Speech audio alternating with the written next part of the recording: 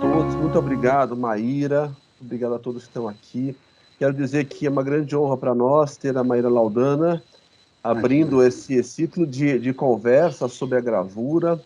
E gostaria de lembrar que essa disciplina trata da gravura inserida num arco, né, de possibilidades, que começa com a gravura como objeto de estudo, no caso a Maíra Laudana aqui, representando a ideia do pesquisador, daquele que se debruça sobre a imagem impressa. A questão da poética, nós teremos dois convidados, ninguém menos que o Cláudio Mubarak e o Rubem Grillo, né? Teremos a figura do Marchand, Helena Lopes, de Brasília, e do colecionador, do Guilherme Maza Dourado. Então, nós teremos aqui uma série de conversas que vão tentar explorar a gravura em diversos nichos na cultura brasileira. E a Maíra, nesse caso aqui, a meu ver, melhor pessoa possível para tratar desse assunto, né? Porque ela tem uma formação que, a meu ver, para o teórico da gravura é fundamental, que ela é formada em arte também, em pedagogia, administração, e depois ela mestrou-se, doutorou-se pela filosofia da USP, trabalha com pesquisa e docência pelo Instituto de Estudos Brasileiros da USP e tem já um grande legado teórico, né? Não só na gravura, como em outras áreas das artes visuais. E eu, particularmente, sou muito afeito ao trabalho que ela fez sobre o Rafael Galvez, eu gosto muito daquilo, mas, sobretudo, o texto que vocês leram, que é a gravura, a arte brasileira no século XX. Né? Como a Maíra deve ter visto já, pelas perguntas que foram esboçadas, os nossos integrantes aqui já deram uma boa olhada na sua produção, né, Maíra? E, e antes de tudo, eu gostaria, não sei se vocês concordam, mas eu gostaria muito de dedicar esse nosso encontro ao nosso colega querido que nos deixou ontem, professor Maria Henrique Simões Agostinho, uma grande autoridade, né, em estudos clássicos de arquitetura, figura inestimável na cultura brasileira. Maíra, bem-vinda, viu? Eu agradeço muitíssimo, e é muita honra mesmo poder estar com vocês. Eu espero condizer com as perguntas também, né? Embora eu já tenha lido, já tenha planejado algumas respostinhas, tá certo? Boa tarde a todos. Maíra, muito obrigada por ter aceitado o nosso convite, estar aqui participando conosco hoje. E os alunos elaboraram, então, algumas perguntas e a gente vai seguindo esse roteiro e, à medida que for, se houver alguma outra questão, a gente também faz. Então, eu vou passar a palavra ao Roberto para ele iniciar essa primeira questão. Vamos lá, Roberto? Oi, boa tarde, pessoal. Boa tarde, Maíra. Prazer, tudo bom? Tudo.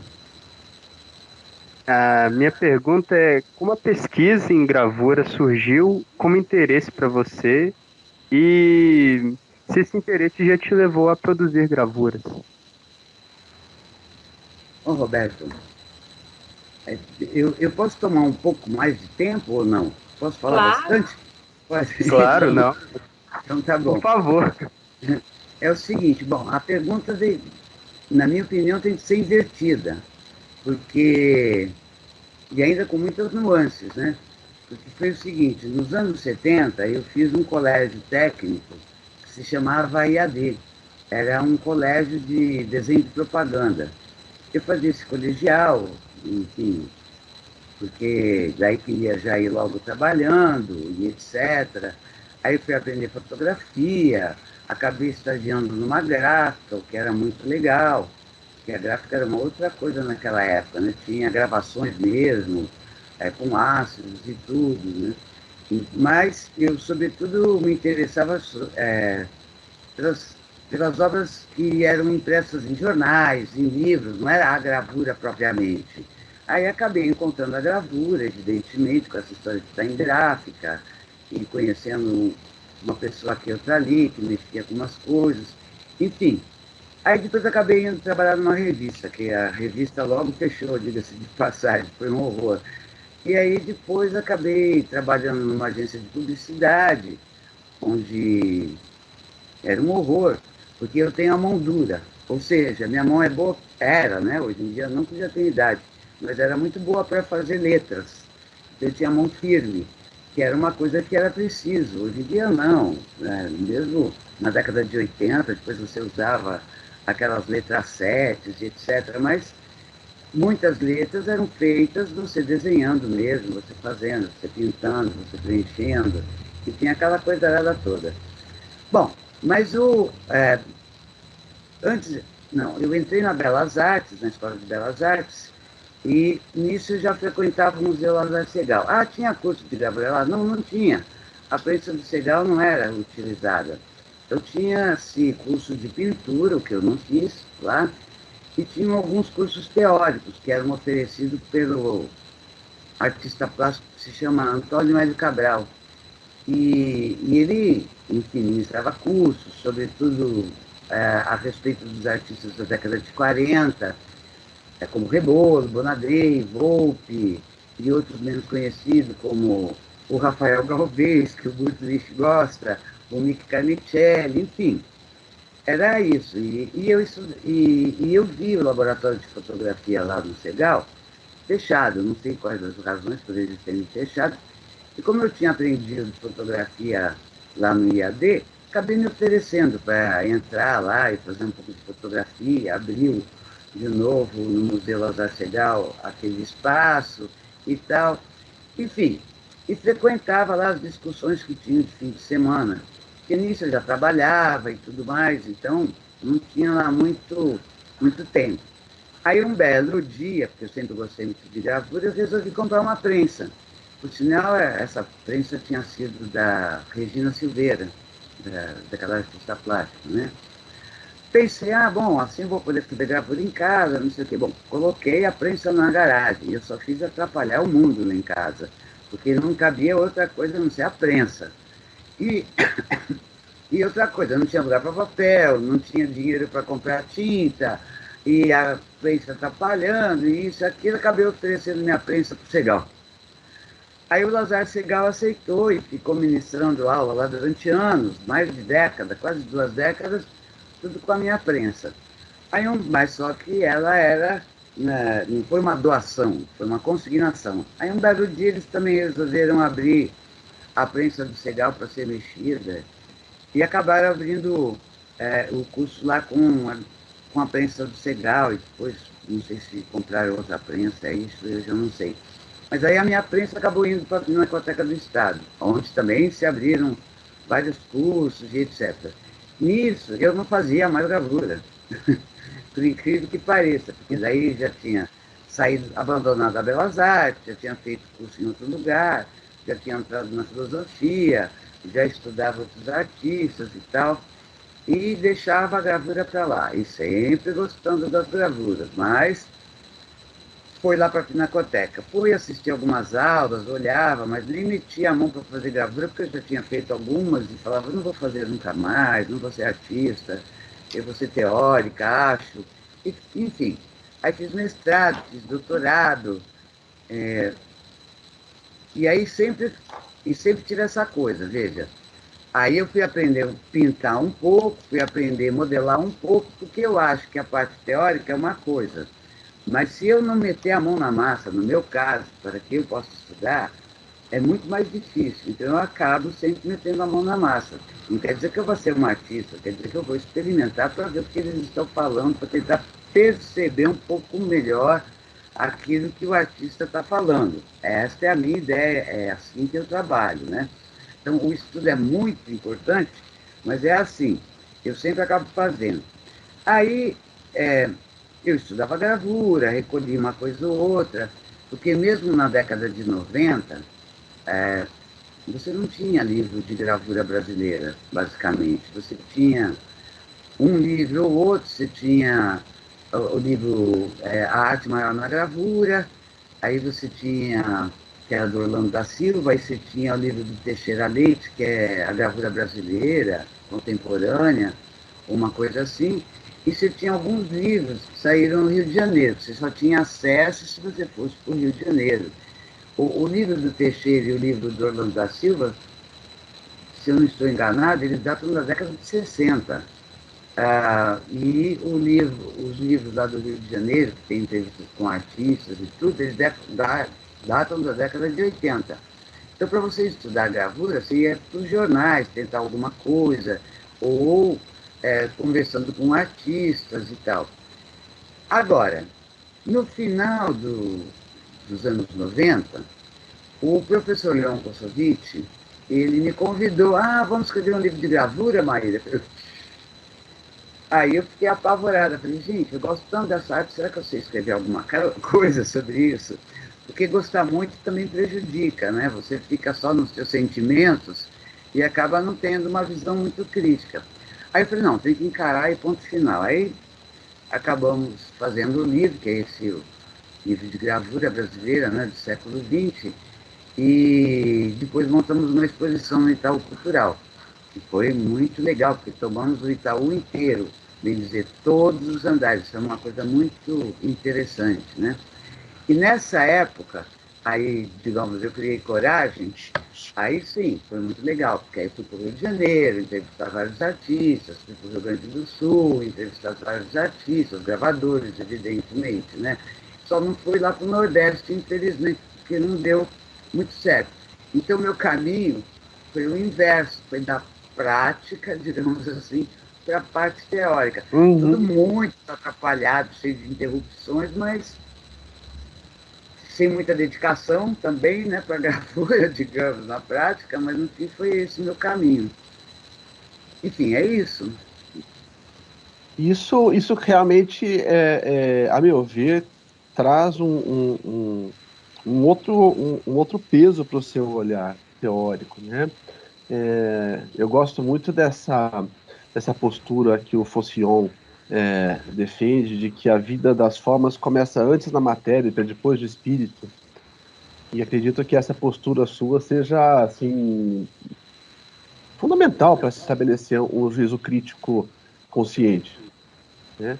A partir da potência da matéria, se pode lançar um olhar consciente. Como eu te disse, oi? Pode Como eu falar. te disse, a ideia aqui é extrair coisas que não estão disponíveis a seu respeito, né, Maíra? Então, isso daqui já foi um dado muito interessante. Eu só consigo pensar assim, é uma coisa. Quer dizer, claro que dá para se pensar outras formas e tudo, mas se eu tiver a possibilidade de mexer, eu vou mexer mesmo. Como arte de computador, eu fui mexer e tudo mais, porque senão eu não consigo entender, percebe? Só a teoria, para mim é muito vago. Eu preciso pôr a mão na massa também, sabe? Não quer dizer que eu vá ser um artista, mas eu preciso pôr a mão na massa para tentar formar alguma coisa, tirar alguma ideia, alguma coisa do gênero, né? Isso não dá para digamos, não tem como saber, né? Só conversando mesmo com a gente, né? E eu penso assim, eu acho bem legal fazer isso, sabe? Vamos fazer dobradura? Então vamos fazer dobradura, tá bom fazer dobradura também. E assim, tento, tento entender as coisas, né? Claro que tem a parte teórica que você vai adquirindo ao longo da vida, enfim, essas coisas, né? Espero que tenha respondido um pouquinho. Maravilhoso. Vamos passar para a próxima, Ótimo. Helena? Sim, e essa vivência da prática traz um olhar totalmente diferente para a própria pesquisa. Eu vou passar então a próxima pergunta, era uma pergunta do Wander, que não está aqui. De certa forma, você já respondeu, eu vou ler a pergunta, caso você queira fazer alguma complementação a esse respeito. O Wander Aliás, Helena, escreveu. ela já conhece o Wander, né? Porque você Já. orientou no prêmio Marcelo Grassman. Sim, ele colocou o seguinte: durante a sua formação de licenciatura, você teve alguma aproximação com alguns artistas e te levou a querer investigar sobre as técnicas, sobre o pensamento gráfico como uma linha de pesquisa? Pois é, na minha formação, eu diria do colegial, porque na minha formação da Belas Artes foi um horror. Se eu dependesse da Belas Artes, acho que eu teria desistido de tudo relativamente à pintura, escultura, gravura ou qualquer coisa assim. Tanto que eu abandonei a Belas Artes, né? Eu fui terminar numa numa outra escola, o meu curso de licenciatura. E foi muito legal, porque eram uns professores novos, uns professores diferentes, a escola era nova e tal. Então, acho que o pessoal se dedicou muitíssimo. E, e como eram poucos alunos, foi ótimo. Não que na Belas Artes tivessem muitos alunos, mas era uma coisa horrorosa. Aí depois, na minha formação, e não conheci nenhum artista. Se eu conheci algum artista lá na Belas Artes, passou ao largo, porque eu não me lembro deles. Aí depois eu fui fazer a pós-graduação na ECA, também foi um outro caos. Foi horrível também. Foi muito ruim, porque é uma formação muito voltada do eu gosto, eu não gosto, sabe? Eu tenho que ser sensível. Sabe, não é a minha praia essa. A minha praia é estudar mesmo e meter a mão na massa, tanto teoricamente como na prática. Então, não apreciei, deixei de lado também a ECA, né? O IAD foi muito forte, isso sim, foi um colegial muito bom, de professores excelentes, como, nem sei se ele está vivo ainda, o JJ de Moraes, um professor que se chamava Renato, agora não lembro. Esse faleceu, era de música, né? J. de Moraes. Isso, é. Um grande. Aliás, esse foi uma figura imensa. Aliás, ele promoveu uma coleção de discos pela Abril Cultural que era primorosa, né? De música erudita, com assim, extremamente refinado e com um juízo crítico incrível, né? E foi muito legal. Ele foi meu professor, foi um espetáculo, realmente. Esse outro Renato também foi muito bom, eu não me lembro sobre o nome dele, mas enfim, eles me levaram mais para a parte teórica. Agora, não quer dizer que, digamos, a parte prática ficasse de lado, tá certo? Mas, de qualquer maneira, eles tinham esse apego à parte teórica. A ECA foi... Eu conheci alguns artistas na ECA, mas como você está num curso de pós-graduação, é muito difícil. Você assiste a aula, vai embora correndo para casa, porque você amanhã já tem que dar aula também, sabe? E corre de cá e corre de lá, e você tem que estudar. Eu não tive muito essa relação com eles, né? Tive, sim, um professor muito legal, que foi... Esse já faleceu também, o Eduardo Penhuela. Mas o Penhuela, ele era da área de semiótica. E eu não sou muito chegada na área de semiótica, ficar estudando Peirce, ficar estudando esses caras, o que é significado, significante. Não gostava muito, né? Isso é um cachimbo, né? É um cachimbo, sabe? Isso é uma representação de um sinal sonoro. Muito bem. Penso um pouco diferente, não é a minha praia, tá certo? Senão eu teria ido, digamos, para outra faculdade, né? Mas ele era muito interessante mesmo, porque ele era um espanhol muito curioso, ele defendia a ideia de uma liberdade possível, ainda que seja uma ilusão, sabe? Ele deixava muito claro isso, é uma liberdade possível, embora seja sempre ilusão. Então, vamos em frente. Agora, conhecer artistas, né, do que eu me lembro, para responder o que o Wander falou, eu acho que foi principalmente no Lázaro Segall. Aí, com o Antônio Hélio Cabral, de um artista você conhece o outro, que te apresenta um outro, aí você faz uma rede, visita um. E eu também frequentava a Pinacoteca do Estado, no começo dos anos 90. Aí lá o próprio Emanuel Araújo, né, que era o diretor, era um artista e tudo, aí você conhece o colecionador de arte, e fala com um, e fala com o outro, enfim, você vai fazendo uma rede enorme. Agora, relativamente à parte de conhecer e conversar muito sobre técnicas, foi também na Pinacoteca da seguinte maneira. Enquanto eu frequentava lá, tinha um pessoal que estava fazendo, que eu gostava muito de conviver com as pessoas, de conversar com as pessoas e tal. E aí, de repente, eles foram fazer a indexação da obra do Marcelo Grasman, lá da Pinacoteca. Falei, opa, estamos aí, vamos trabalhar juntos. E aí, acabei convidando o Marcelo, pedi muito para que ele fosse, ele resistiu no começo, aquele jeito que é do Marcelo, o Gutlich conhece. E tal, É verdade. né? Acabou indo para a Pinacoteca. Foram vários encontros. E foi genial pelo seguinte, lá na Pinacoteca eles têm prova de estado, várias provas, né, de estados. Então a gente ficava conversando, falando um monte de bobagem, o que é isso, o que não é aquilo, e fulano de tal faz isso, fulano de tal faz aquilo, olha, aqui também usei isso, sabe? Então foi muito bom para pensar muitas coisas sobre a gravura, tá certo? Então foi muito bom. E foi uma, digamos, acho que foi quando eu mais conheci gravura do que próprio mexer, porque daí, mas é assim, faz assim, pedaçado. Aí, de vez em quando eu ia para o ateliê dele, ele fazia as coisas que era lá na Serra, né? Enfim, como é que chama aquele lugar que ele morava? São Lourenço da Serra. Isso São mesmo, Lourenço. São Lourenço da Serra. Então foi tudo muito bom. E aí depois, Poxa, claro, mas você foi apadrinhada pelo Grasman, não poderia ser melhor, né, Maíra? pois é, Esse padrinho aí não tem como, né? Marcelo era muito generoso, né? Quanto a conhecimento, é uma figura que se oferecia, né? Não nossa, deixava nada assim nebuloso, né? E tudo era não, muito fácil. Ele falava sempre, isso era o discurso, isso é muito fácil. é, Isso, é aquilo e ponto final, sabe?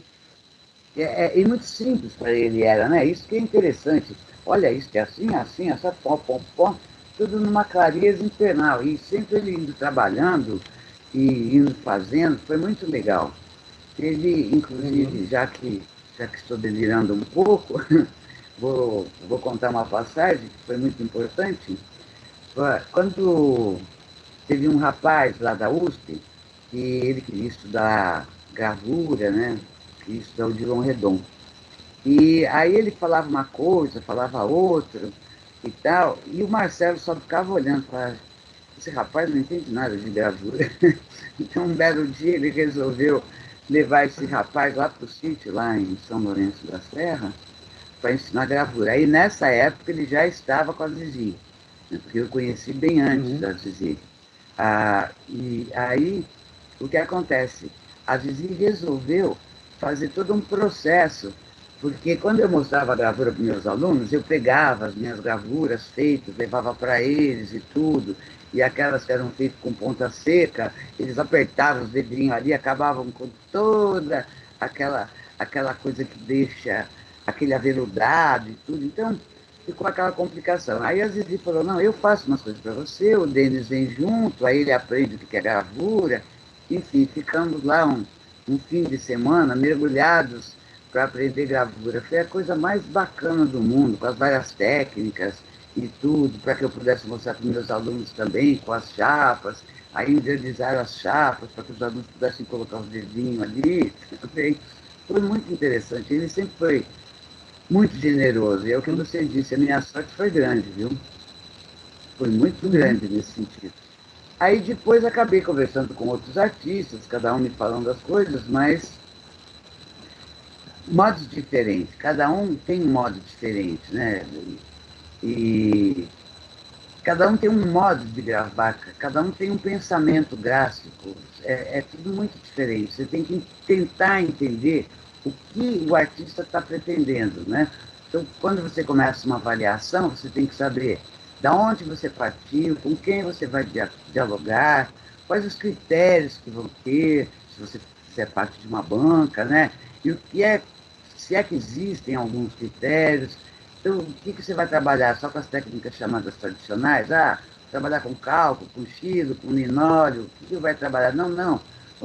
Vamos pensar o que é uma arte gráfica nos jornais da década de 30, 40 do Brasil, de 50, ou você vai trabalhar com uma linguagem gráfica de arquitetura, ou vai trabalhar com uma linguagem gráfica que hoje chamam, que é o pensamento através de computador, né? Você tem que saber mais ou Uhum. menos aonde você está, Vamos porque é passar para a muito legal. próxima, Eliana? Vamos, ainda dando continuidade nessa questão ainda da sua formação, desse seu percurso, eu vou passar a palavra ao Alan, que tem uma questão. Boa tarde. Tá dando Boa para me tarde. ouvir direitinho? Tá. Sim. Eu gostaria de entender qual a relação entre a sua formação em filosofia e a formação artística. Como uma pesquisa levou a outra e quais os pontos-chave? Bom, é o seguinte, na verdade, pensar sobre o sentido das coisas é o que é importante. Elaborar diferentes visões sobre um assunto, daquele que você está tratando, são elaborar conceitos, é tentar pensar. Então, estudar filósofos, alguns, né, claro, é muito importante, porque você passa a entender que não existe só uma maneira de pensar. Então, por exemplo, você vai falar, o racionalismo de Descartes. Bom, ele parte da razão, para depois chegar em alguma coisa. O empirismo de John Locke. Bom, ele argumenta que o conhecimento humano só vai sendo adquirido ao longo da vida, para você fazer experimentações e depois para testar em tudo. Cada filósofo, ou cada estudo desse, te possibilita tentar pensar de modos diferentes. E isso é muito importante para tudo que você quer pensar. Então, a partir da filosofia, você pode refletir questões éticas, questões morais, questões políticas, tais como os problemas atuais da nossa política, né? Mas também você pode pensar estética, que é uma área da filosofia, é um ramo da filosofia, que tem por objetivo o estudo da natureza, o estudo da beleza, a produção das emoções, uma linha, por exemplo, quais são os fenômenos estéticos, quais são as diferentes formas de arte, quais as técnicas artísticas, o que é uma ideia de obra de arte, o que é a ideia de uma criação, a relação entre os materiais, as formas das artes. Enfim, você vai estudando, lendo, vai te ajudando a abrir e a tentar não pensar com uma cabeça fixa, a tentar problematizar e a tentar duvidar, inclusive, do seu próprio raciocínio, até você chegar num conceito. E o que é mais legal, você fala assim, bom, então ela estuda a beleza? Não, mas ela também estuda a privação da beleza. Que legal. Então eu posso estudar o ridículo? Pode. Posso estudar o feio? Posso. Então você acaba trabalhando muitos modos de pensar. Eu acho que isso não é que tem tudo, não é que tem a ver com é a própria arte de pensar, sabe? Eu acho que é uma coisa muito importante para se pensar a arte. Mas o artista vai ter que pensar filosofia? Não, ele não tem que pensar filosofia, ele vai fazer o caminho que ele quiser, por isso cada um é cada um. Então, se ele quiser estudar, muito bem. Se ele não quiser, muito bem. Tanto o Wander, por exemplo, para lembrar do Wander que nós citamos, quando eu tive a oportunidade de conversar com ele, eu falei, pois é, Wander, põe a mão na massa, porque ele estava muito nas resoluções teóricas e sem colocar a mão na massa propriamente. Entende? Então ele coloca a mão na massa, mas ele está pensando com a cabeça do outro. Não, eu quero que ele pense com a cabeça dele. Qual é o pensamento dele? É isso que eu tentei levantar para ele, questionar, fazer com que ele pensasse um pouco mais a respeito disso. O que eu tento fazer com qualquer aluno, digamos, quando eles são novinhos, né? Evidente, quando a pessoa já está formada, aí já é uma outra coisa. Aí eu vou tentar pensar o que ele poderia estar pensando, sei lá. É mais ou menos assim. Então tem tudo a ver, a ideia de arte com filosofia. E as coisas se encostam sobremaneira. Enfim, acho que respondi um pouquinho a pergunta.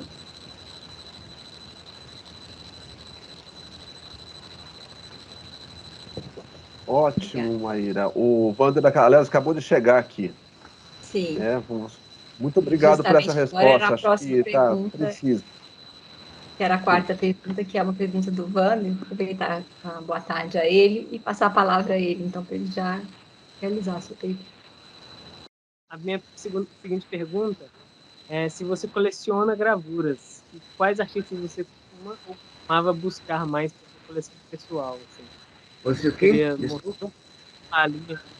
Sua coleção particular de gravuras, que você coleciona, quais artistas você costuma buscar para adquirir, assim, quais você tem mais interesse, assim, qual tipo de gravura, suporte, formato, tema?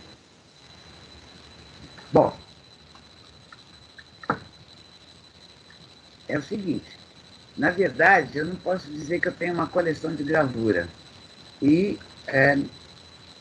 não posso dizer também que ela tem uma direção. Eu acho que as gravuras que eu tenho seguem mais ou menos o meu pensamento. Eu tenho uma variedade de gravuras que não posso dizer que seja uma coleção, porque na minha vida eu comprei poucas gravuras, só em algumas ocasiões pude comprar gravuras mais caras, embora aprecie muitas gravuras, né? Aprecio muitíssimo o trabalho do Grasma, aprecio muito o trabalho do Sérgio de Moraes, o do Nori, Figueiredo, que infelizmente faz poucas gravuras, né? Caro Preso, enfim. Vai indo, Maria Bonomi, Faiga, da fase dela de xilogravuras, a outra fase não, os Guerdes da vida, gosto muito de Carlos Oswald também, Lescochek, aliás, tem um Lescochekzinho, bem pequenininho, né? Mas gostaria de ter um Munch, né? Um Piranesi, um Dürer, um Calot, um Goya, um Doré, um Redon, enfim, uma coleção que seria uma confusão se eu a fizesse, tá certo? Porque essa coleção não teria uma direção específica, ela teria visões diferentes, né? Não seria só, eu gosto disso, então eu vou comprar isso. Não, eu poderia ter trabalhos horríveis também, só para pensar aquela gravura. Aliás, tenho também alguns trabalhos que aprecio pouquíssimo, mas foi muito interessante para pensar a gravura da década de 60, aquelas que usavam muita fundura, que usavam, né, muita pressão e recortes e tal. Tenho também, olha lá, tinha esquecido disso. Mas, enfim, eu poderia colecionar muitos tipos de gravura, né? Justamente porque propõe questões diferentes, propõe interesses diferentes, propõe reflexões diferentes. Acho que se eu fizesse uma coleção, nunca teria uma direção, não, viu? Teria muitas direções. Acho que é como eu, né? Penso aqui, penso ali. Enfim, acho que respondi, né? Sim. Né? Vamos para a próxima, Eliana? Sim. Essa pergunta é uma pergunta do Ramon. O Ramon hoje está doente, então eu vou ler a pergunta. Ele não pôde vir. No final da palestra, Ver é Quebrar Conceitos Firmados, você encerra com a frase mergulhar no artista, que é muito lindo. Você poderia falar um pouco mais sobre isso? Bom, de certa forma, o que eu disse anteriormente responde um pouco essa pergunta, né? Porque justamente, como eu trabalho de modos diferentes, eu tento entender o artista. Então, eu tento mergulhar nele. É claro que é muito difícil, né? Pensar sobre o sentido das coisas, elaborar diferentes visões sobre o assunto, no caso, sobre o artista que eu estou estudando, o que ele está questionando, o que ele está tratando, tentar entender o ideário dele, do artista. Cada um é um. Não adianta você pensar, digamos, a partir de estabelecido, que, na minha opinião, você não chega a lugar nenhum. Não adianta você falar assim, bom, ele é expressionista. Muito bem, ele é impressionista. Ele é modernista. O que isso quer dizer? Nada. São apenas ideias gerais que não têm conceito, são apenas... servem apenas para o leitor falar, entendi. Não entendeu nada, tá certo? Pois são ideias tão gerais que não pegam conceito, não dão conta do recado. Bom, os impressionistas pintam por manchas, não sei o quê. Bom, eu posso ir lá pintar por manchas para ver como é que eles mandavam, como eles pintavam, justapõe e tal. E aí, onde é que fica o Serrat? Onde é que fica o Signac? Mas eles não são impressionistas, eles são pontilhistas. É? Bom. Então, o que eu posso falar do Van Gogh, aquele autorretrato que ele fez, que é todo em pontilhismo? Então ele também é pontilhista? Não, ele é não. Então ele vai ser pós-impressionista. Não quer dizer nada. Você tem que tentar pensar o conceito, o que eles estão fazendo, o que eles estão buscando, para depois falar alguma coisa. Porque senão eu vou falar o seguinte, como é que chama? O grafiteiro, ele também faz pontilhismo. E aí? Mas o tatuador também faz pontilhismo. E aí, eles são pontilhistas, pós-impressionistas, percebe? Mas aquele é, sim, um expressionista porque ele deforma as coisas. Um expressionista porque ele deforma, quer dizer que a HQ nunca deformou nada? A HQ está sempre deformando absolutamente tudo, percebe? Não posso pensar a partir desses estabelecimentos históricos. Esses estabelecimentos históricos me tiram do meu pensamento, eles me tiram daquilo que o artista está fazendo. Eles tiram o artista daquilo que ele pode fazer, daquilo que ele pode pesquisar, daquilo que ele pode procurar, tá certo? Então, é uma coisa assim, muito maior, eu digo, né? Você tenta mergulhar, só que o artista é seu objeto disso tudo. Então, ele é um outro, ele não é você, tá certo? Então, você tenta, mas não quer dizer que você consegue integralmente. Você tenta mergulhar, mas eu vou dizer que você só consegue ficar na base, você tangencia. Você tenta, mas o máximo possível. E precisa de uma contribuição muito grande do artista. Não adianta o artista virar para você e falar assim, ai, eu sou isso que você está vendo. Não, ele não é isso que eu estou vendo. Ele é uma outra coisa, ele é uma pessoa. Vamos conversar, vamos trabalhar, vamos tentar entender. Então a gente tenta, digamos, mas eu posso dizer a verdade, conseguir e chega só um pouquinho perto dele, né? E tenta passar aquelas ideias, digamos, do papel, tá certo? No caso, porque sou teórica, só por isso, né? Então é isso. Mas obrigado pelo elogio que ele me fez, o garotão lá. Ô Maíra, por essa e outras que eu admiro tanto a sua postura, sabe? E eu tenho uma certa repulsa à ideia de uma crítica ou de uma historiografia que elege a arte como ilustração, né? Uhum. Ilustração para o momento histórico, né?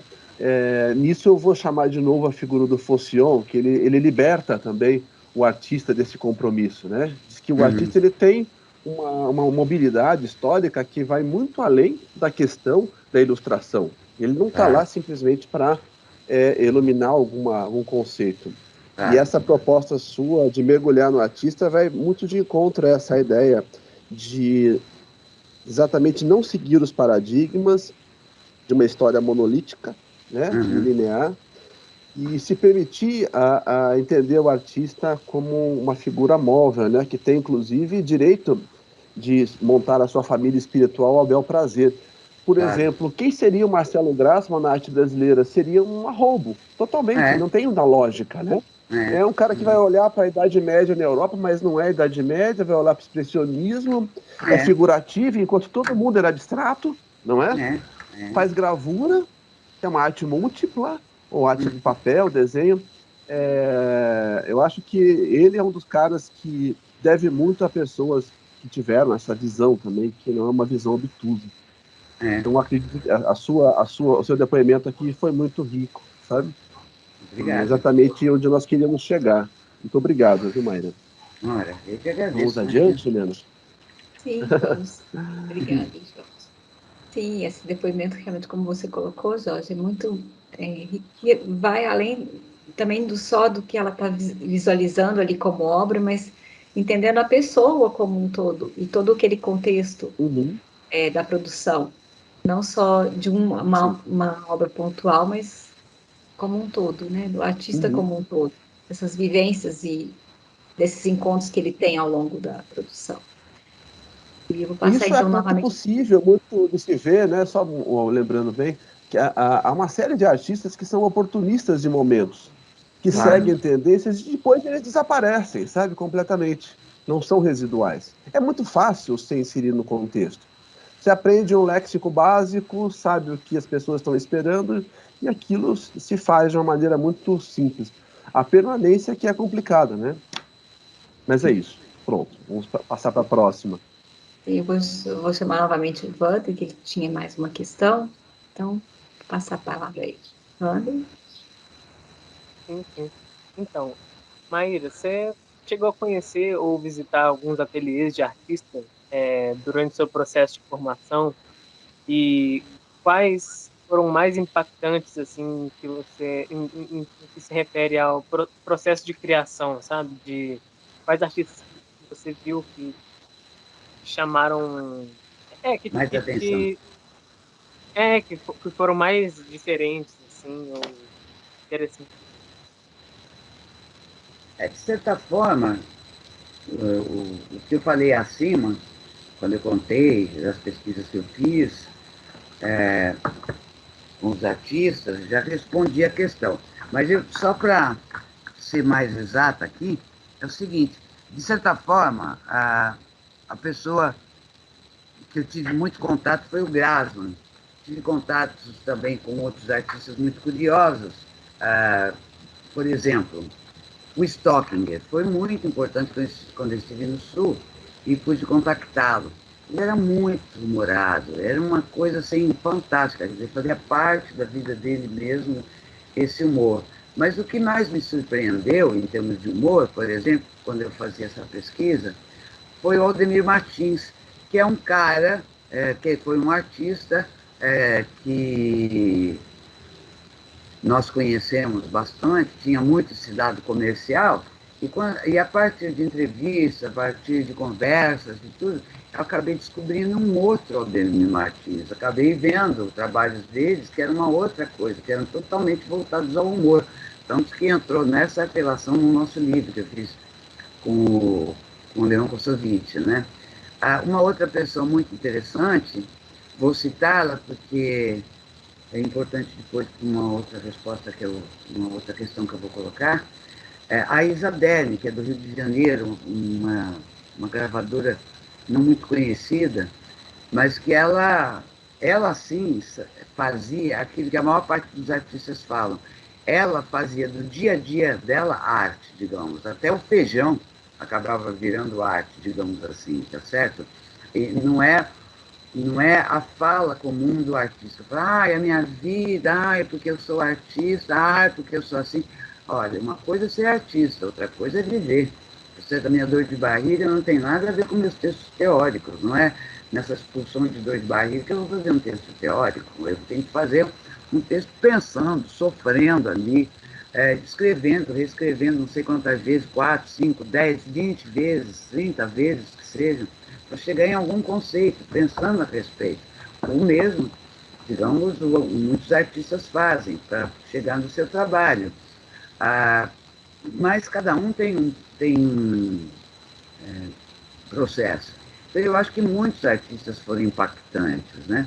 Para que eu soubesse ver um pouco melhor. Porque um tem um jeito, outro tem um jeito. Por exemplo, vou dar um exemplo muito divertido aqui para vocês. A Heloísa Pires Ferreira, que é lá do Rio de Janeiro, então é assim.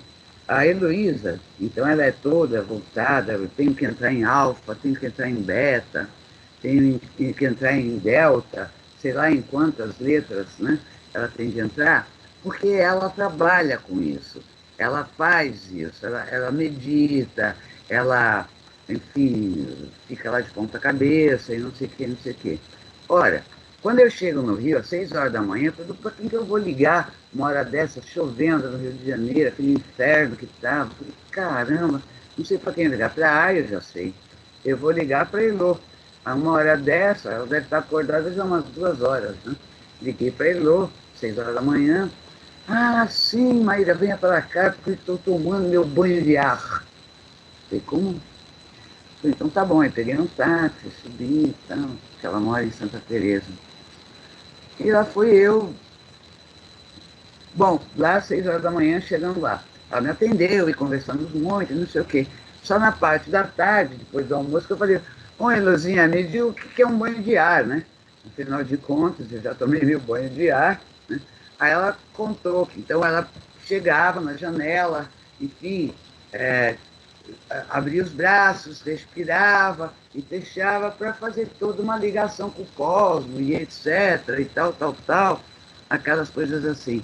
Então, esse é o processo de criação dela. Ela vai entrando com pedacinhos dessas imagens que ela vai tendo na hora da respiração, ou na hora da meditação, ou sei lá o quê, para trabalhar. Cada um tem o seu processo. Esse foi surpreendente, porque eu ficava me imaginando morando na 9 de julho, aqui em São Paulo, passando aquele monte de ônibus, imagina eu abrindo a janela para respirar. Ia ser só fumaça, né? Eu só ia fazer alguma coisa parecida como Maneira Negra. E chega, não precisava nem limpar, estava tudo certo, já percebe? Então é muito engraçado, porque aí você também faz ideias e fica imaginando outras coisas. Então, sei lá, eu acho que toda artista contribui um pouco para você aprender, né? Qual o processo dele, como é que ele trabalha. Acho que é isso. Enfim, eu nunca dou uma resposta muito na prática, porque eu acho que tudo tudo depende, né, das coisas. Não falar isso ou aquilo, acho. Sim, a E de ideia era, certa a forma, pergunta era mais dessa questão das personalidades mesmo, né? Dos nomes, É. assim, que você conheceu mesmo. E eu queria pedir pra você repetir o nome dessa última, Heloísa, o quê?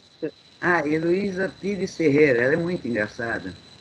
Ela parece um Pires Ferreira? pintacil. É. Ela parece um pintacil, ela é pequenininha, vai para tudo quanto é lugar. É uma graça, você pode ver que coisa. Né? Aí ela chegou em São Paulo, falei, ó, falei, Luzinha, vem para cá, Vila Mariana. Ela acabou indo para onde? Para Vila Madalena.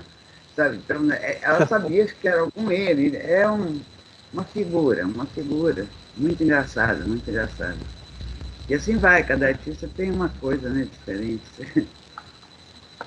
sim. E, de certa forma, aqui, quando você deu esses exemplos, você trata dessa questão do mergulhar no artista, que o Ramon tinha tocado naquele ponto, e, dando continuação, tinha uma nova pergunta dele, que, de certa forma, também você acabou respondendo aqui, que ele fala, a experiência de vida do artista e o caminho do processo para a obra, é, tudo é visto separadamente ou tudo é a mesma coisa? Então, Então, quando você fez um ligeiro comentário do que aconteceu, eu acho que as coisas são diferentes, sabe? Uma coisa é a vida do artista, outra coisa é o processo do artista. Então, a vida, que eu, de certa forma, comentei, são poucos os artistas que de fato, vivem o tempo inteiro como arte. Ah, mas eu vivo como arte. Não, não. Você vive, você come, você tem marido, você tem mulher, você tem dor de barriga, você tem que escovar os dentes, você tem que limpar a casa. Enfim, há muitas coisas a serem feitas, né? Por exemplo, a Isa Berni era um caso bem raro, um caso raríssimo, ela já faleceu também. A Isa Berni era assim, ela estava fazendo feijão, era capaz de... aquele borbulhar do feijão dava uma imagem para ela, percebe? Então ela saía de lá e ia para algum lugar.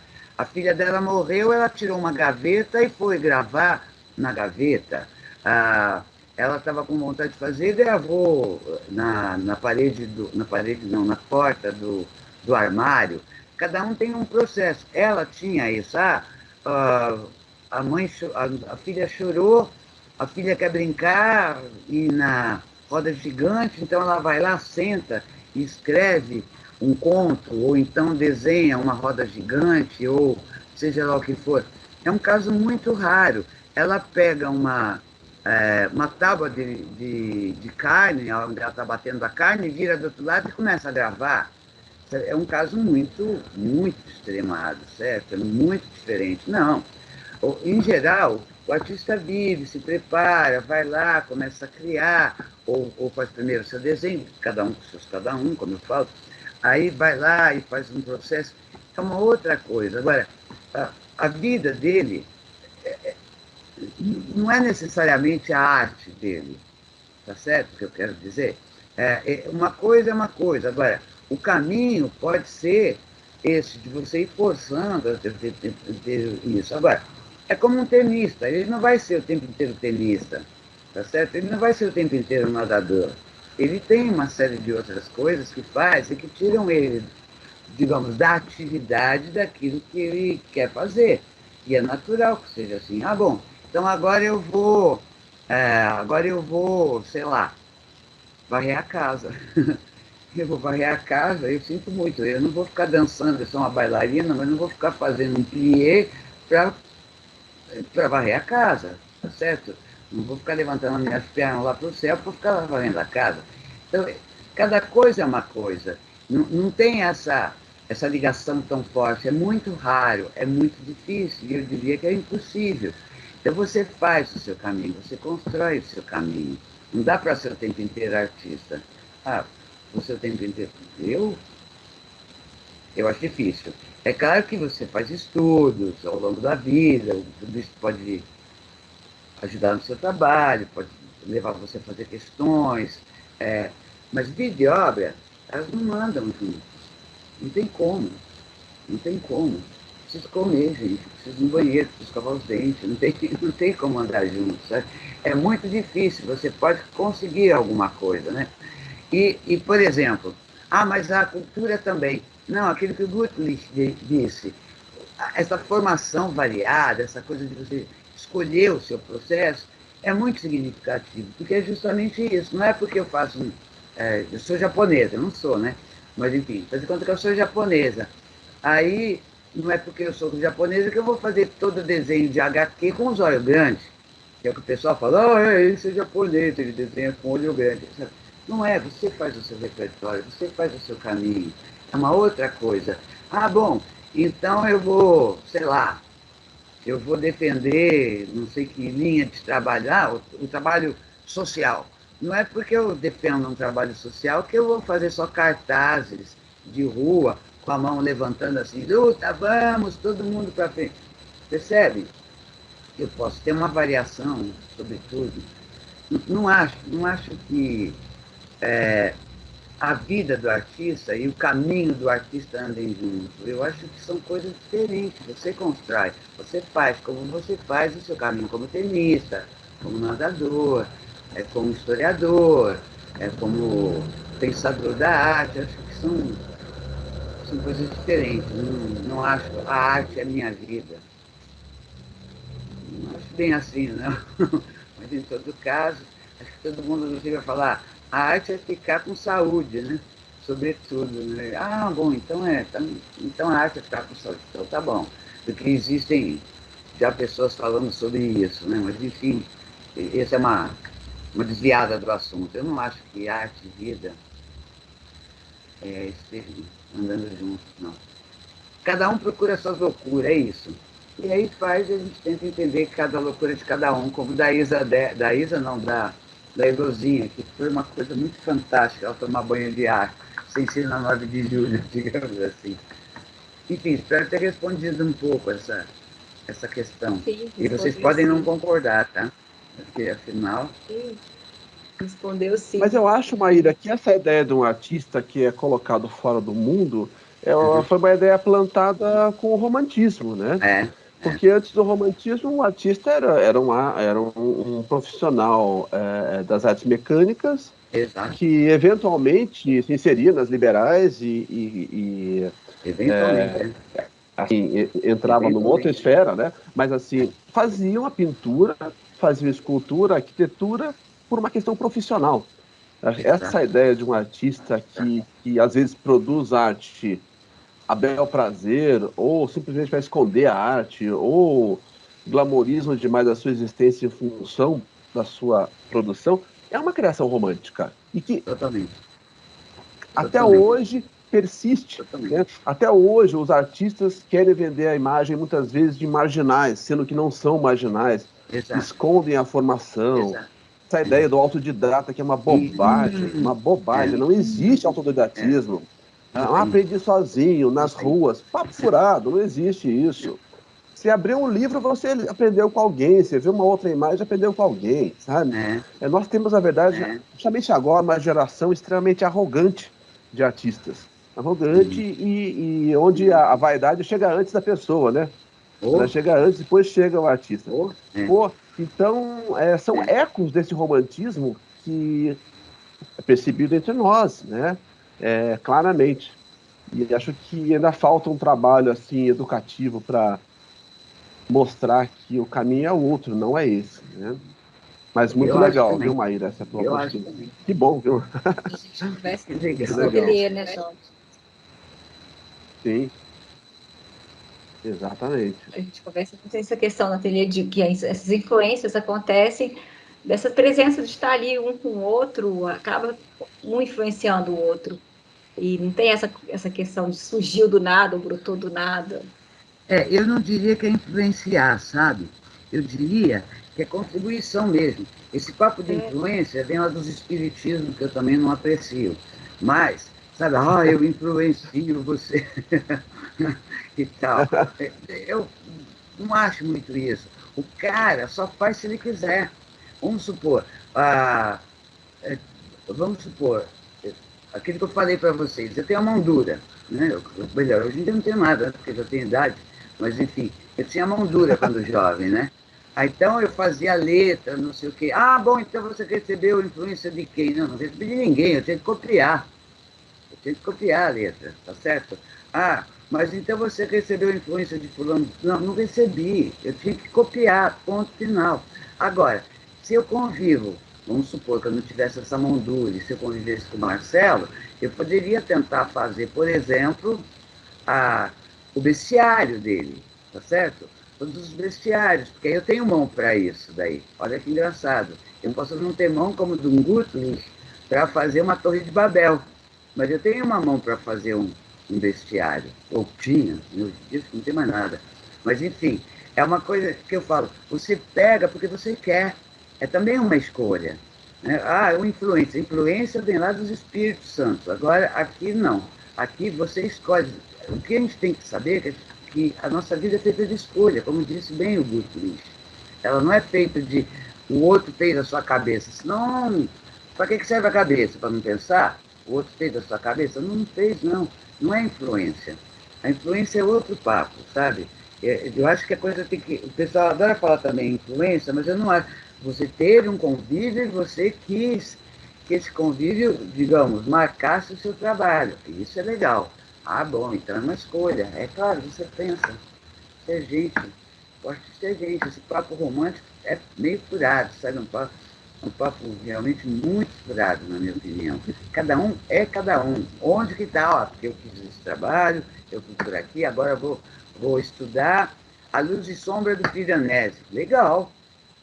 Mas é lógico que você vai fazer uma coisa que até lembra o seu Piranesi. Ou não, né? De repente também. Mas foi legal aquilo. Você falou, eu vou estudar o Piranesi. Ah, vou estudar vou estudar o Goya. Tudo bem, então vai estudar o Goya, vai estudar calor, né? Estou falando de coisas totalmente diversas para vocês entenderem que são diversos mesmo, né?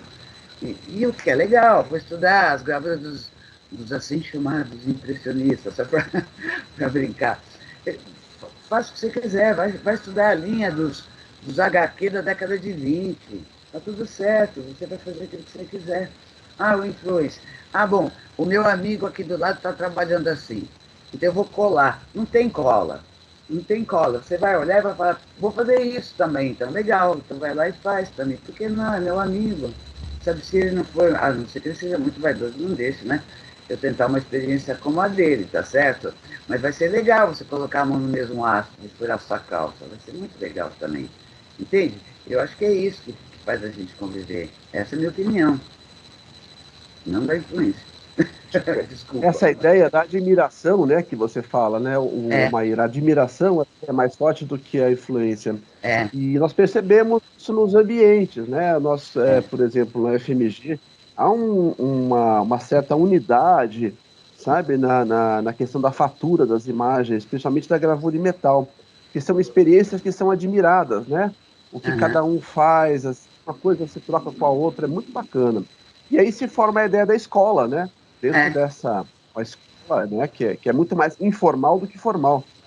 Se dá mais pela admiração, né? Eu acho. Acho legal essa troca, né? Esse comprometimento de um com o outro, eu acho muito mais importante do que, eu vou tentar fazer isso porque fulano fez, ou porque ele me influenciou. Às vezes o cara nem é vivo, pô. Você vai pegar um Piranesi, não tem nem como ele te influenciar, a não ser que seja numa mesa redonda, numa mesa. Como é que chama aquelas mesas? É mesa branca, né? Ou qualquer coisa assim. Então, acho, sabe, é legal. Sempre ele vai ser um artista contemporâneo, sempre vai ser contemporâneo, né? O Piranesi que vai te influenciar vai ser um Piranesi do nosso tempo, do nosso lugar. Nunca vai ser um Piranesi da Itália daquele momento, né? Mesmo porque para ele aquilo não era arte, aquilo era uma outra coisa, tá certo? Ele era um profissional, era outra lógica, era uma lógica totalmente diferente da lógica dos românticos, como você chamou, né? Que é uma lógica dos tempos modernos, digamos, né? Não é a lógica dos artistas de um século XIII, XIV, XV, XVI, XVII, XVIII, até metade, pelo menos, do XIX. É uma outra lógica, né? Uma outra coisa. Não existe esse papo do romântico, né? que desviou muito as coisas. Mas, enfim, é o tempo, né? São os tempos, como se diz, os tempos modernos, né? Uhum. Podemos passar para o próximo, Petroliana? Sim, sim, eu vou passar a palavra ao Gilberto para ele falar um pouquinho, fazer a questão dele. Boa tarde. Bom, a minha pergunta é, eu não sei nem se eu fiz a entender essa pergunta, assim. Você acha que hoje com um mundo tão imagético, onde tudo hoje é transmitido visualmente, né? Bastante, o mundo é bastante visual, a gravura mudou totalmente de polo, porque se antes ela era responsável pela imagem, ela era a grande condutora ela tinha a função da imagem, né? Da arte mecânica, né? Antes do romantismo, né? Hoje ela se tornou a reserva de um processo artístico totalmente livre de uma funcionalidade nesse mundo utilitário, né? Ela deixou de ser funcional, né? Ela tinha uma função bastante funcional, né?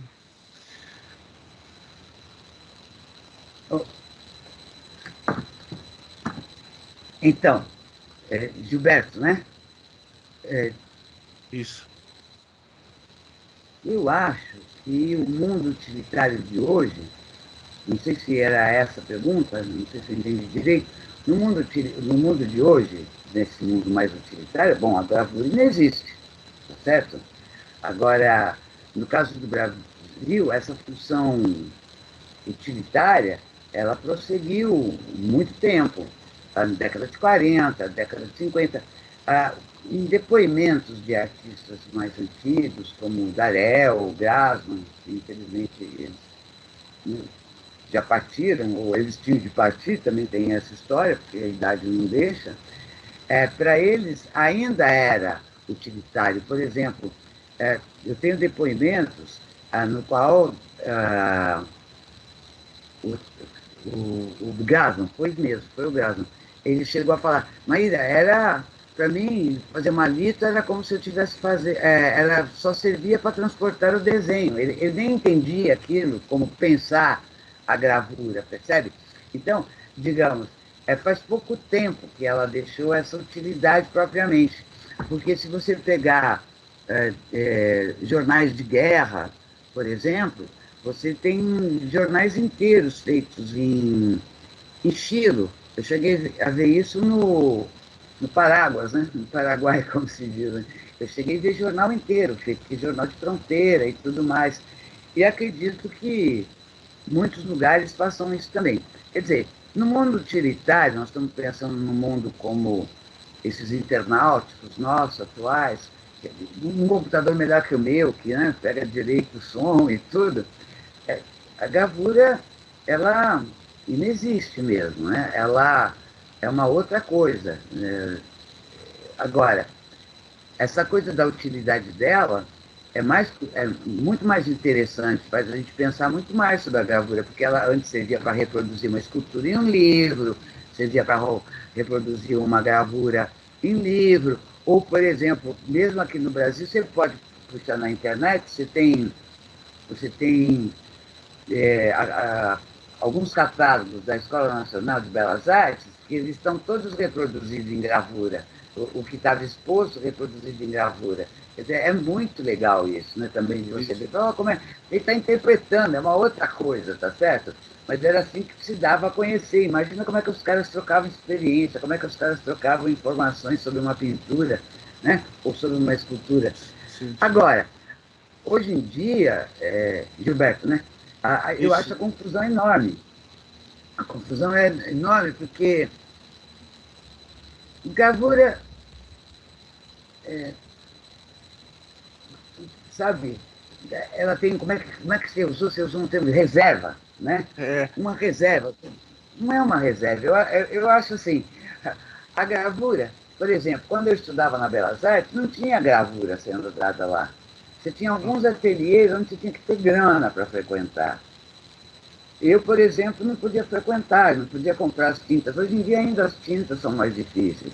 Então, por exemplo, vocês terem um local como esse, que eu infelizmente não conheço, em Minas, deve ser o máximo. Você já pensou você entrar assim, num ateliê, por exemplo. Veja, eu tive de dar minha prensa para começar a gravura no Lazar Segal, percebe? Quer dizer, ó, que bondade mesmo. Bondade não, porque eu não tinha lugar em casa, como eu disse. Só servia para atrapalhar a prensa, mesmo porque ela era daquelas que você rolava a mão, não é? Tinha que fazer muita força, e era tudo muito pesado, enorme e tal. Então, veja, é muito diferente. Ah, bom, mas na ECA existia. Não, não, não. A ECA foi existir depois, na década de 90 legal e tal. E mesmo assim, durante alguns períodos, porque nem sempre você conseguia levar os alunos para verem a arte da gravura lá. Quando eu dava minhas aulas teóricas, queria levar para a ECA, não, o professor não está dando aula, o professor não sei o quê, blá, blá. E aquela coisa assim. Quer dizer, muito relativo. Você pode ver, o Jardim deu aula lá, mas ele deu muito em SESCs, né? SESCs e SESCs, é onde o pessoal teve umas oportunidades excelentes. Agora, não sei, como é que você falou, essa reserva, né? Essa reserva, não sei, não sei. Eu acho que, sim, alguns lugares fazem com que ela sobreviva, como o Guthrie faz, né? O Fábio, como é que chama aquele moço que faz lá com você? Acho que é Fábio, né? Esqueci o nome dele. Fábio Sapede. Isso, Então, eles são o máximo, tal. Ah, bom, mas eu posso ir também aqui em São Paulo, não sei aonde, também pode. Mas você vai para uma ECA, por exemplo, não está se fazendo gravura. Eu sei que vocês vão falar como Barca e tudo mais, mas, gente, tá difícil lá. Os alunos estão aprendendo pouca gravura, percebe? Eles estão aprendendo outras coisas, o que está tudo certo, cada um faz uma opção que quiser. Mas eu não sei, eu acho que reservas não tem. Acho que vocês acabaram formando um pessoal, fizeram aquela exposição e tudo. Enfim, não sei de muitas outras, mas acho que vocês acabaram fazendo uma reserva para vocês, entende? O que é muito legal, o que é fantástico, né? Mas eu acho que é como entender a história, exatamente o inverso, como entender a gravura através da história. Aí para pensar se ela muda de pontos, o que está acontecendo em lugares diferentes, e em estados diferentes. Por exemplo, é genial. Uma ocasião eu liguei para a Alemanha, não me lembro quando foi aí,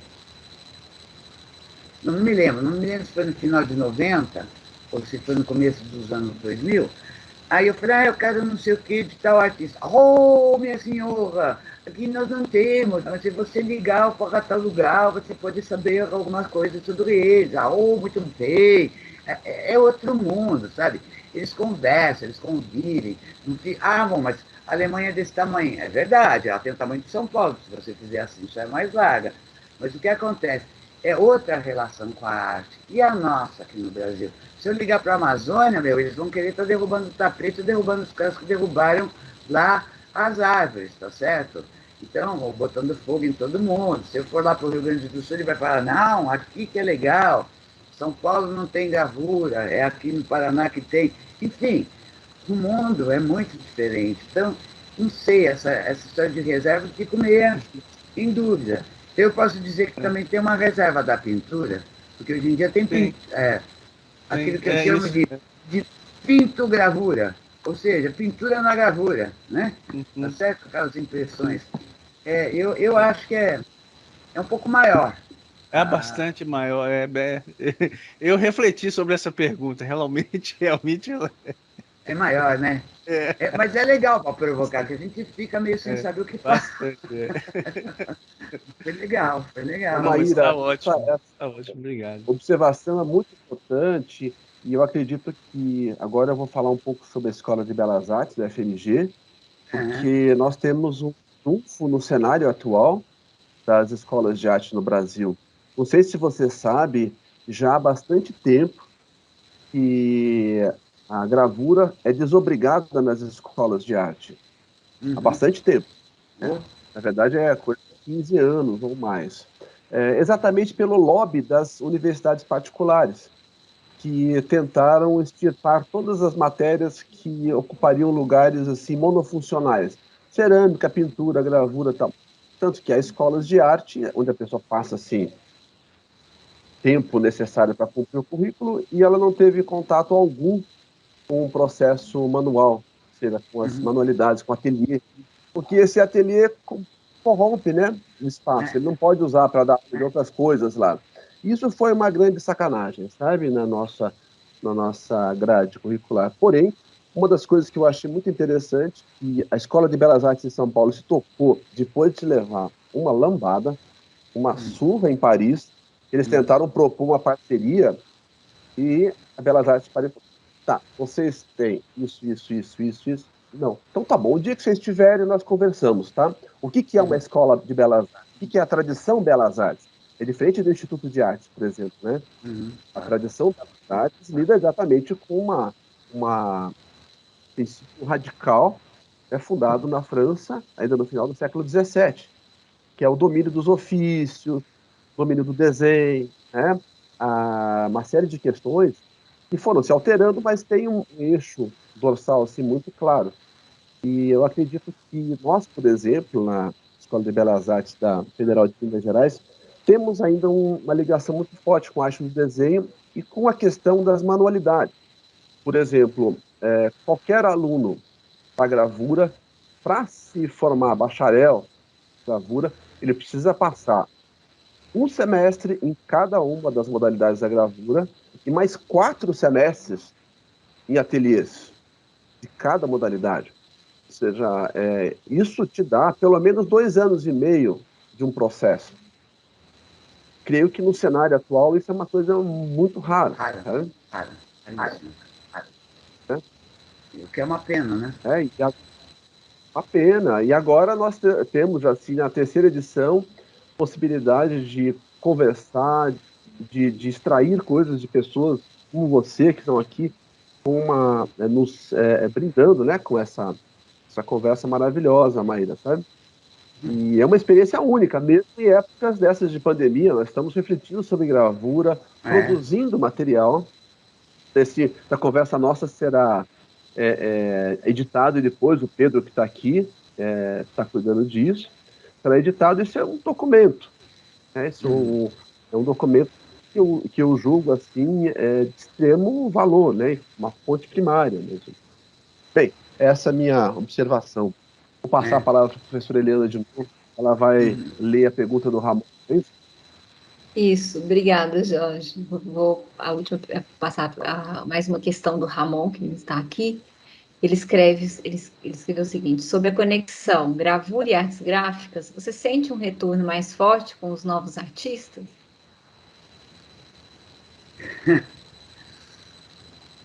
Bom, não. Simples assim. Não. A maior parte, não. Existem, evidentemente, artistas, né? Gravadores, que sabem considerar o que é gravura, que sabem o quanto que é importante a formação da mão, o quanto que é importante estar para uma formação distante, digamos, do comércio, para depois estarem no comércio, né? Enfim, estarem longe dos seus grandes egos, para depois começarem a ter um ego de artista e assim por diante. Então, o retorno de hoje é muito complicado, porque o artista que entra numa escola, ele já acha que já sabe tudo, e ponto final, e já acha que é só jogar uma tinta na parede. Não estou falando que é o de hoje só, né? Isso já tem algumas décadas, né, que vem acontecendo isso. Joga assim, um vinho na tela e fala, porque eu sou artista. Eu assisti isso, pô. Quer dizer, é grave, sabe? Isso não, eu também sou artista, percebe? Eu não sou porcaria nenhuma de artista, entende? Eu só tento estudar, mas eu poderia me vender como sendo artista, mesmo porque eu falo tanto com a mão, que aqui eu fico batendo numa coisa, na outra e tal, fica atrapalhado, né? Quer dizer, poderia ser. Agora, sobre o que o artista está colocando hoje como gravura, eu acho que é uma mistura muito grande, né? Você vê uma mistura muito grande. Por vezes, um papel impresso, eles acham que aquilo é uma gravura. Então, por exemplo, eu faço gravura todos os dias, porque eu escrevo no computador e imprimo papelzinho. Então, eu estou também imprimindo, tá certo? Estou fazendo gravura? Não estou fazendo gravura. Veja, é um problema de conceito, é um problema né, da ideia. Ah, bom, e você é contra? Não, eu não sou contra. Cada um faz aquilo que quiser. A única diferença é o seguinte, né? Eu acho que você é um artista do computador, ou eu acho que você é um gravador. Porque senão eu também vou considerar um disco uma gravura, tá certo? Ah, bom, mas você não vai topar arte de computador? Bom, depende. O Dariel, no fim da vida dele, estava fazendo plotagem, tá certo? E por que não? Saía do computador. Sim, e daí? Mas era uma plotagem, ele não estava fazendo gravura. Ele mesmo não tinha mais nem força para imprimir uma gravura, e ele não queria, e ele sabia que estava fazendo uma plotagem. Eu acho legal, sabe? Tá tudo certo, cada um faz aquilo que quiser, como eu falo, né? Sei lá, acho que não... esse retorno hoje em dia está muito difícil, né? Digamos assim. Por exemplo, vou me alongar um pouquinho mais. Eu fui ver algumas bienais fora do Brasil, tá? De gravura. Gente, é de assustar. É qualquer coisa, sabe? Então, por exemplo, você pega um stencil, o que nós usávamos stencil para fazer camiseta quando estávamos no colegial, para tentar vender na Praça da República, ou qualquer coisa do gênero, ou que depois passaram a usar para fazer murais e tudo mais, e ter esse stencil colocado na parede de uma Bienal de Gravura. Assim, o que quer dizer isso? Primeiro, que ele não está propondo nenhuma novidade. Segundo, que então quer dizer que se eu pego um stencil, boto lá na parede, estou fazendo stencil, eu já montei quantas exposições assim, percebe? E vou lá na parede, decoro a parede, faço... Bom, então eu também estou lá fazendo minhas artes. Por favor, estou fazendo uma montagem de exposição, estou planejando um espaço para caber alguma coisa, mas não sei, sabe? Eu acho que há muita confusão. Quero fazer gravura, você não aceita a gravura moderna? Aceito, né? A gravura moderna é uma outra coisa, mas, digamos, arte de computador é uma outra coisa também, tá certo? Então, vamos devagar com a dor, que o santo é de barro, como se diz, né? Enfim, não acho que o retorno está sendo muito bom, não.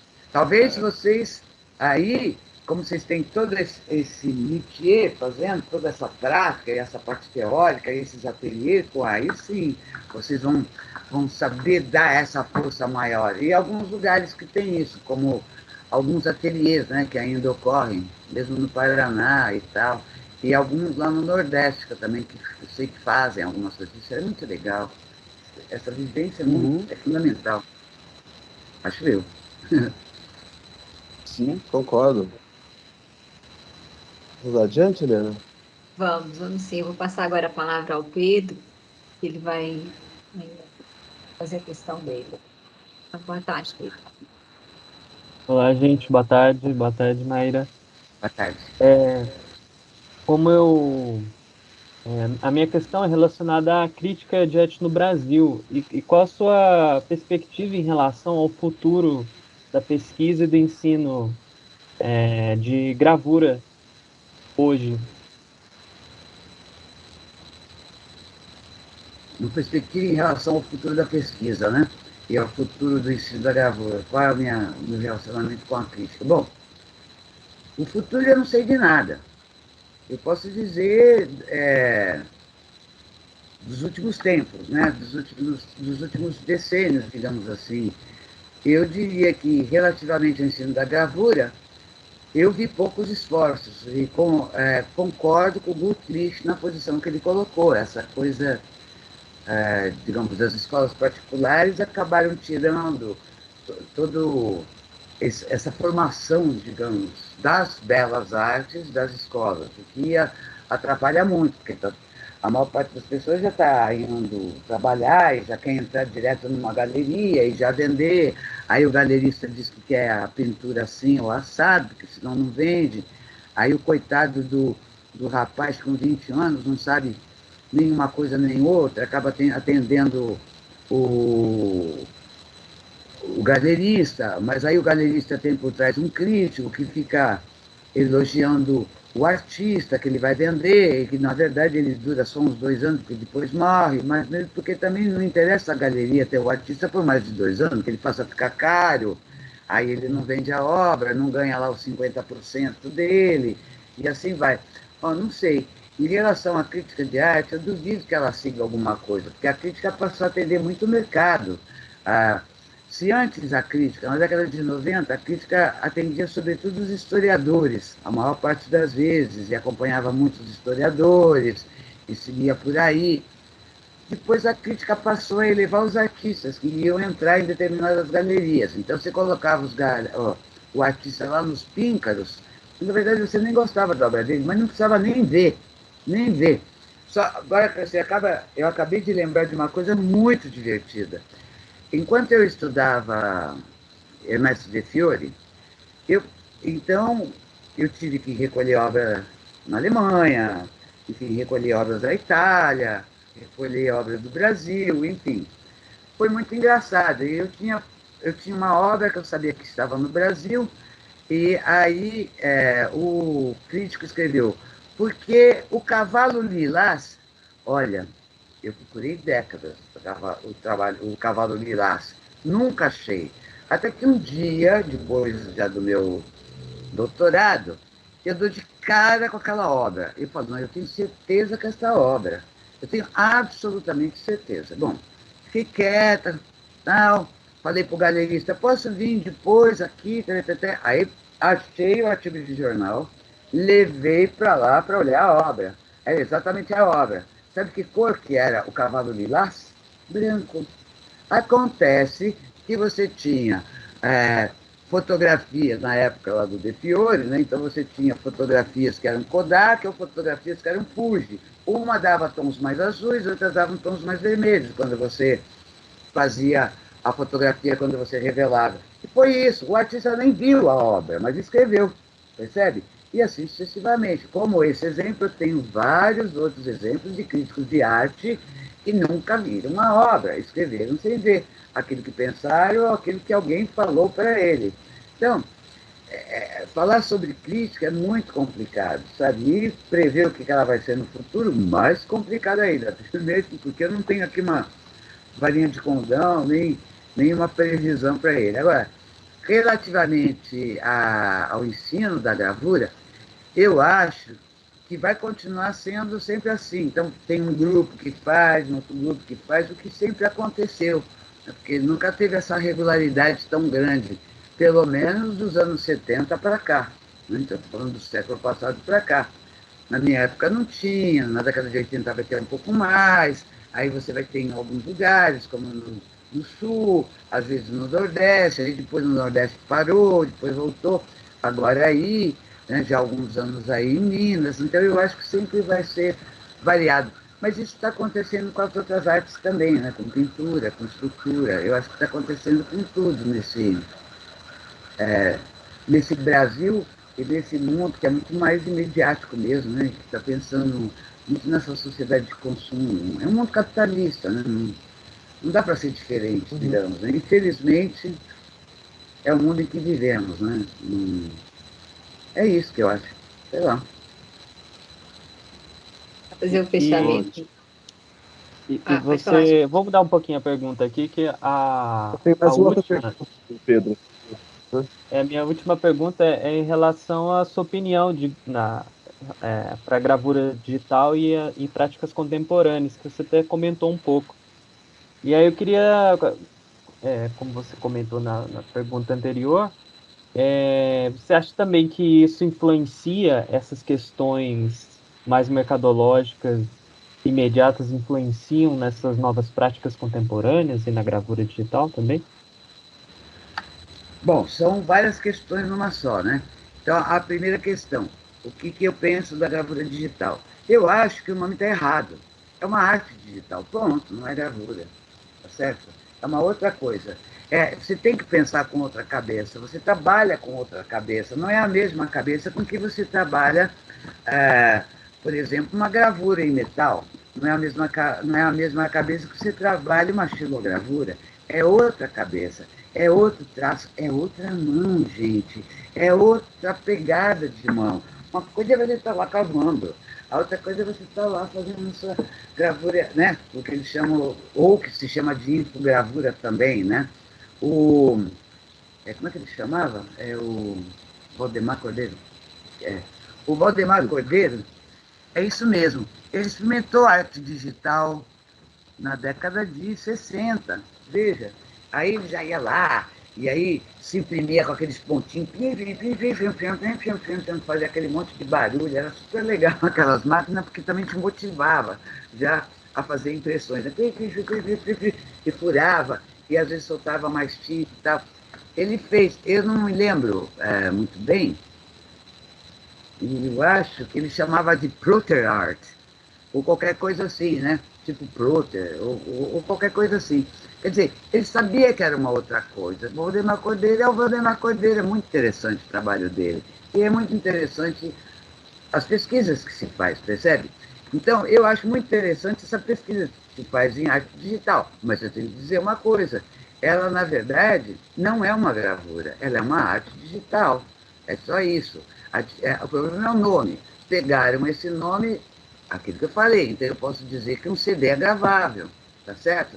Eu posso dizer que ele é uma gravura, então, um CD. Mas eu vou gravar do mesmo jeito. Dependo de programas da mesma maneira. E todas essas coisas relativas a computador, elas não são senão combinações matemáticas, o que é genial, combinações matemáticas, fazer uma coisa como essa, que é um computador nos dias de hoje, percebe?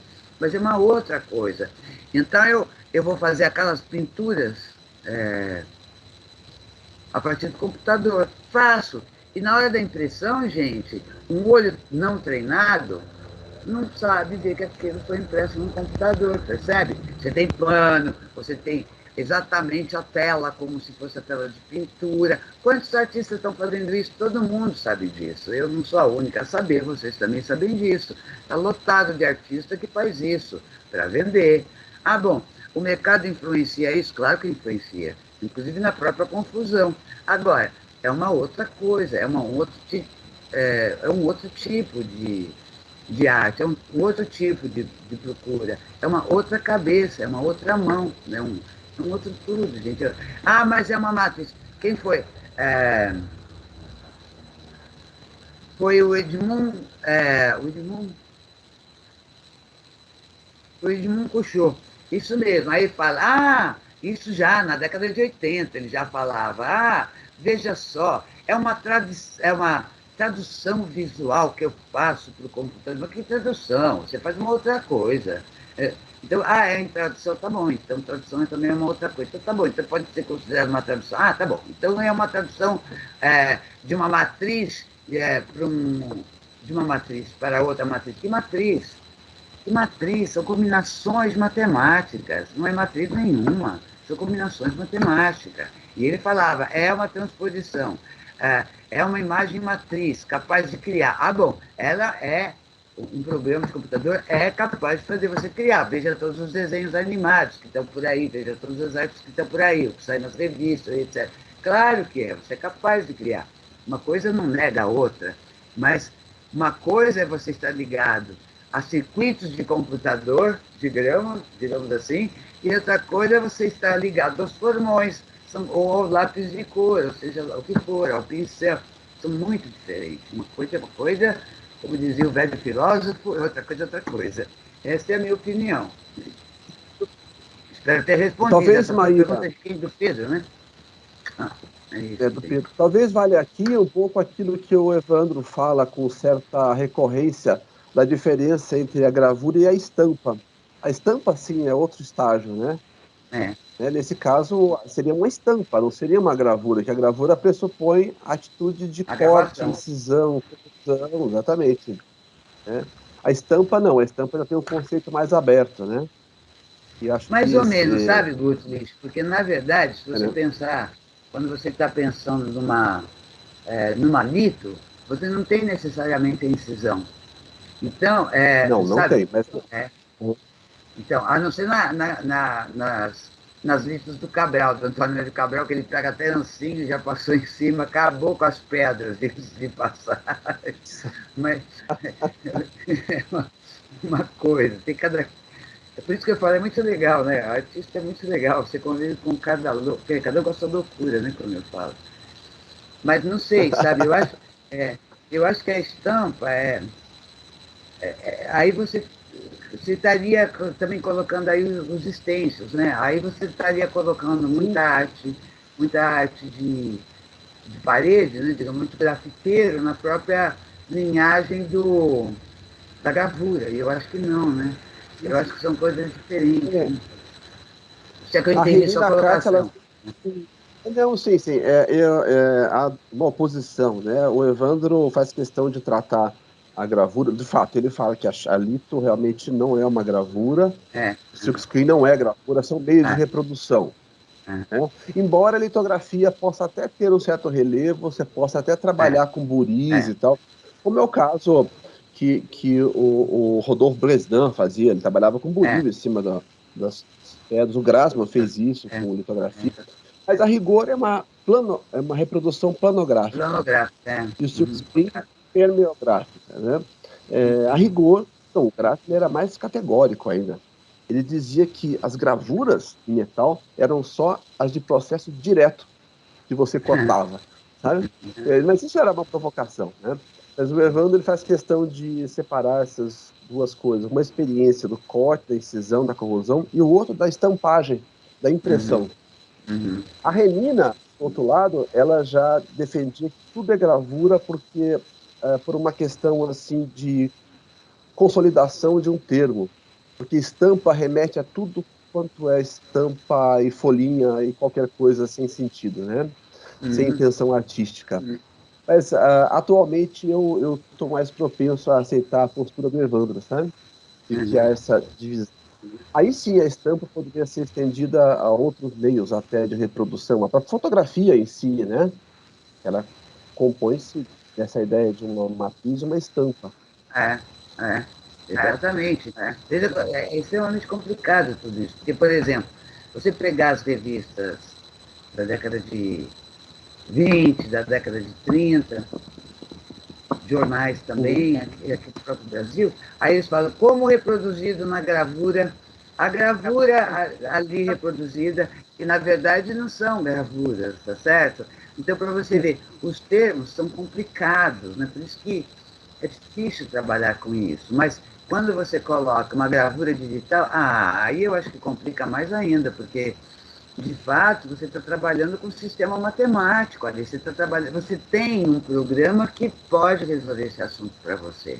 Você vai lá, pega o seu preciso para uma mesa então, para desenhar, que eu estou louca para comprar uma, muito legal, sabe? Certo?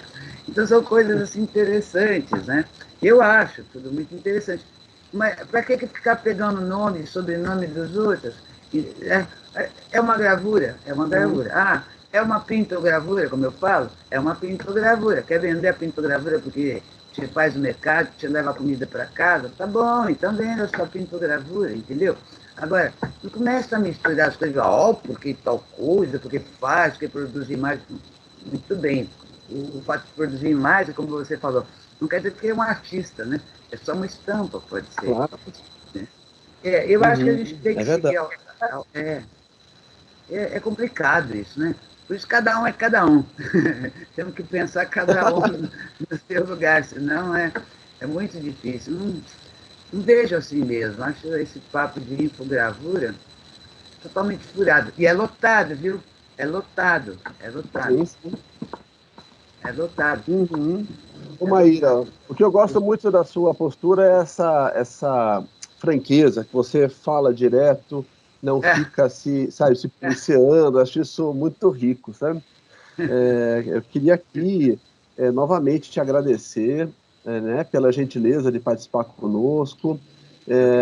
Esse material depois será disponibilizado para você autorizar, né, a publicação. E digo que foi muito importante, eu vejo pela expressão das pessoas aqui, todos se interessaram muito. Novamente, eu gostaria de reiterar esse meu desejo de dedicar esse encontro nosso ao professor Mário Henrique Simões D'Agostinho, que partiu ontem, foi uma figura muito querida, né? E, sobretudo, agradecer a todos que estão aqui, né? Pela gentileza também, pela pelo ânimo, né? Que é graças a esse ânimo que a gente continua alimentando essa nossa fogueira, né? Essa fogueira do gosto pela arte. Eu agradeço muito ter participado, obrigado pelo convite. Desculpa qualquer coisa, mas é isso mesmo, eu sou direta e costumo ser sempre assim. Foi ótimo. Muito bom. Vi também essas opiniões, um outro ponto de vista, sempre é muito elucidativo. Então tá bom, muito obrigada. Aqui, Maíra, um convite para você, assim que retornar às atividades, para você conhecer o ateliê da FMG, conhecer o cenário da gravura em Belo Horizonte. Sim. É realmente surpreendente, viu? Acho que Muito a legal. vida inteligente fora dos lugares chavões, né? Ah, Muito legal. muito Então, legal mesmo. seja convidada, por favor. Muito obrigada, viu? Muito obrigada a Um grande todos. abraço, Maíra, tudo de bom, viu? Tá. Tchau. Obrigada. Tchau. Tchau para vocês. Tchau. Tchau. Obrigado.